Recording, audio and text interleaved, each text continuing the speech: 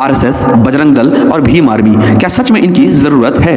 क्या आपने कभी खुद से यह सवाल पूछा है या फिर हम सिर्फ वही मानते चले जा रहे हैं जो हमें बताया जा रहा है? अगर हम ईमानदारी से समझने की कोशिश करें तो आरएसएस और बजरंग दल की विचारधाराओं में कई समानताएं दिखती हैं। हिंदू समाज की एकता, सांस्कृतिक पहचान की रक्षा और अनुशासन आधारित राष्ट्रवाद। वहीं भीम आर्मी की विचारधारा इससे अलग है, जो समानता, शिक्षा और ऐतिहासिक अन्याय के खिलाफ आवाज उठाती है, जिसने दलितों और पिछड़ों को सदियों तक दबाया। तीनों की दिशा अलग है, लेकिन सवाल यह है कि क्या यह संगठन सच में जरूरी है या फिर राजनीति में घुसने का एक सिर्फ जरिया बन चुके हैं? अगर उद्देश्यों की बात करें तो आरएसएस, बजरंग दल और भीम आर्मी तीनों अपने अपने स्थान पर गलत नहीं हैं। आरएसएस और बजरंग दल हिंदू समाज को संगठित और जागरूक रखने की बात करते हैं, वहीं भीम आर्मी समाज में बराबरी और सम्मान की लड़ाई लड़ने का दावा करती है। फिर भी समाज के एक बड़े हिस्से की नजर में ये संगठन नकारात्मक क्यों बन जाते हैं? क्यों कहा जाता है कि कहीं ना कहीं कुछ गलत जरूर है? इसका जवाब संगठनों में नहीं बल्कि उन कुछ लोगों में छुपा है जो इन संगठनों के नाम पर नफरत का जहर पूरे के पूरे समाज में बोते जा रहे हैं।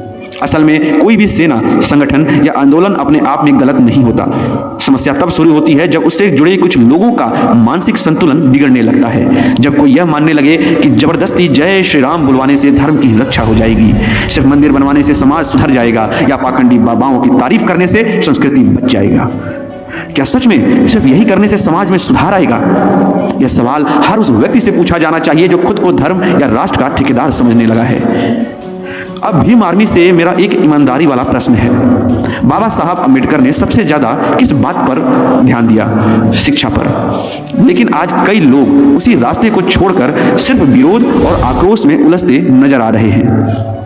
यह सच है कि दलितों और पिछड़ों के साथ बहुत अन्याय हुआ और आज भी कई जगह होता है, लेकिन यह अन्याय खत्म कैसे होगा? अधिकार कैसे मिलेंगे? जवाब साफ है, शिक्षा से। अपने बच्चों को पढ़ाइए, अपने समाज को शिक्षित कीजिए और संविधान द्वारा दिए गए आरक्षण का पूरा समझदारी से उपयोग कीजिए।